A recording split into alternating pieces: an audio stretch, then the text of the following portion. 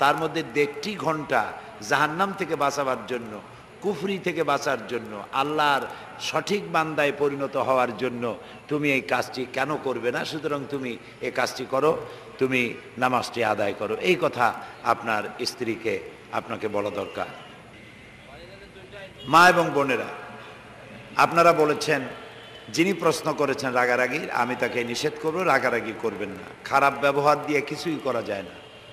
উত্তম ব্যবহার করার জন্য আল্লাহ তাআলা নির্দেশ করেছেন। আল্লাহ তাআলা বলেছেন, অকুলু লিন্নাসি হুসনা, সুন্দর সুন্দরভাবে কথা বলো। আল্লাহ তাআলা আরও বলেছেন, উদউ ইলা সাবিলে রব্বিকা বিল হিকমাতি ওয়াল মাউইজাতিল হাসানা।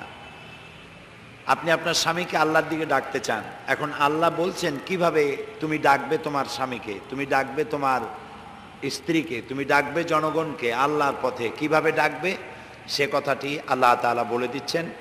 উদউ ইলা সাবিলে রাব্বিকা বিল হিকমতে, কৌশলের সাথে আল্লাহর পথে মানুষকে ডাকো, সুন্দর সুন্দর কথা দিয়ে। মাউইজাতিল হাসানা, সুন্দর সুন্দর ভাষা, সুন্দর সুন্দর কথা, মিষ্টি কথা দিয়ে তাদেরকে ডাকো। সুতরাং আপনি যদি আপনার স্বামীর সঙ্গে ভালো ব্যবহার করে তাদেরকে দিনের পথে ডাকেন, তো নিশ্চয়ই আপনি এর সুফল পাবেন ইনশাআল্লাহ। আমাদের সমাজে অনেক মহিলা বলেন মনের পর্দা বড় পর্দা, অথচ তাদের মাথায় কাপড় নেই। আবার বলে ঘোমটার মধ্যে পোংটা বেশি। পোংটা কি? হ্যাঁ, শয়তান। আসমা বেগম বাড্ডা, হাজারিপাড়া, তিনি লিখেছেন যে অনেক মেয়েরা বলেন সমাজে অনেক মহিলা আছে মনের পর্দা বড় পর্দা। যারা বলে মনের পর্দা বড় পর্দা, মনের পর্দা হলে পর্দা হয়ে যায়, মনেই যদি সব কিছু হয় তাহলে তারে বলা উচিত আপনি মনে মনে খান, এমনি প্রকাশ্য না খাইয়া মনে মনে খান, এমনি না ঘুমাইয়া মনে মনে ঘুমান। তো এই সমস্ত কথার তো কোনো মূল্য নাই। মনের তো একটা পর্দা থাকবেই। মনের পর্দাটার অর্থ হলো আল্লাহকে ভয় করা, আল্লাহকে ভয় করা। আর পর্দা করতে বলেছেন আল্লাহ তাআলা, সেখানে আপনি ব্যাখ্যা দিবেন কেন? যিনি এই ব্যাখ্যা দিতে চান, নিজস্ব মন গড়া ব্যাখ্যা, তাকে বলতে হবে আপনার ব্যাখ্যা প্রযোজ্য নয়। আল্লাহ তাআলা বলেছেন পর্দাটা কেমনে করতে হবে, রসুল্লাহ শিখাই দিয়ে গেছেন পর্দা কেমনে করতে হবে। রসুলের স্ত্রীগণ, আমাদের মা, তারা বাস্তব অনুশীলনের মধ্য দিয়ে দেখিয়ে গেছেন পৃথিবীর মুসলমানদেরকে পর্দা কেমনে করতে হবে। সুতরাং কেউ যদি আন্দাজে বলে মনের পর্দা বড় পর্দা, বাইরের পর্দা উঠাও রে, এগুলি বাজে কথা, এগুলির কোনো দাম নাই। সেই জন্য পর্দা করতে হবে, মাথায় কাপড় রাখতে হবে। মাথায় কাপড় রাখার কথা আল্লাহ তাআলা নিজেই বলেছেন কোরআন শরীফের মধ্যে। সূরা নূরের মধ্যে আল্লাহ তাআলা বলেছেন প্রত্যেকটি বয়সপ্রাপ্তা নারী এমন একটি চাদর পরবে, যে চাদরটি পরলে পরে তার মাথা, গলা, বুক ঢেকে যায়।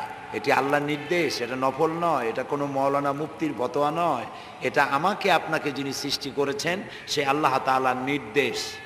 বোরকা পরতে হবে, চাদর পরতে হবে, হিজাব এবং নেকাব পরতে হবে। সুতরাং আন্দাজে যদি বলে মনের পর্দা বড় পর্দা, তিনি নিজেই শয়তানের ওয়াসওয়াসায় পড়ে গেছেন। আল্লাহ তাআলা হেদায়েত করুন, আমরা বলি আমিন।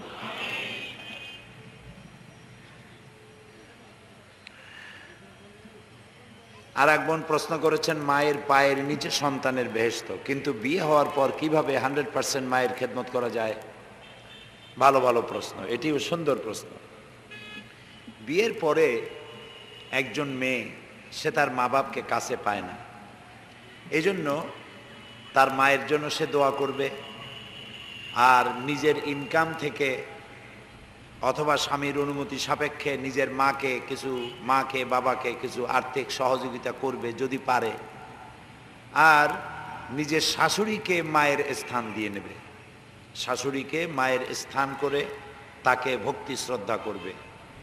আর ছেলেটা মায়ের কাছে থেকে মায়ের যে খেদমত করতে পারে, মেয়ে দূরে থেকে মায়ের জন্য দোয়া করে এবং আন্তরিকভাবে বিভিন্নভাবে সহযোগিতা করে মায়ের খেদমত সে আদায় করতে পারবে। আল্লাহ তাআলা এটাকেই 100% খেদমত হিসেবে ধরে নেবেন, যেহেতু আল্লাহই তো মেয়েদেরকে আপন ঘরে থাকার ব্যবস্থা করেননি, স্বামীর ঘরে যেতেই হবে, সেটাই তার আপন ঘর। সেই জন্য অনেক মেয়েরা বলে বাপের বাড়ি স্বামীর বাড়ি আসার সময় বলে যে পরের বাড়ি যাচ্ছি, তো ওইটা পরের বাড়ি না, ওইটাই নিজের বাড়ি, এটা ভুল করা হয়। এই জন্য মায়ের খেদমত ওটাই হবে, নিজের শাশুড়ির খেদমত করা আর মায়ের খোঁজ খবর রাখা, তার জন্য দোয়া করা।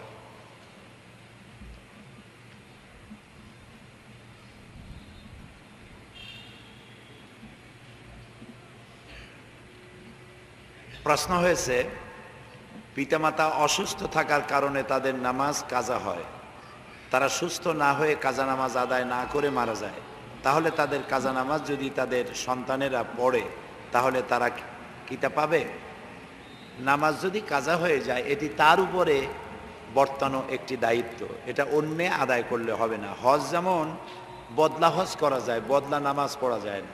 রোজাটা নিজে না রাখতে পারলে আর একজনকে দিয়ে রাখানো যায়। বার্ধক্য এমন অবস্থা যে নিজে রোজা রাখার আর বয়স নাই, পারে না,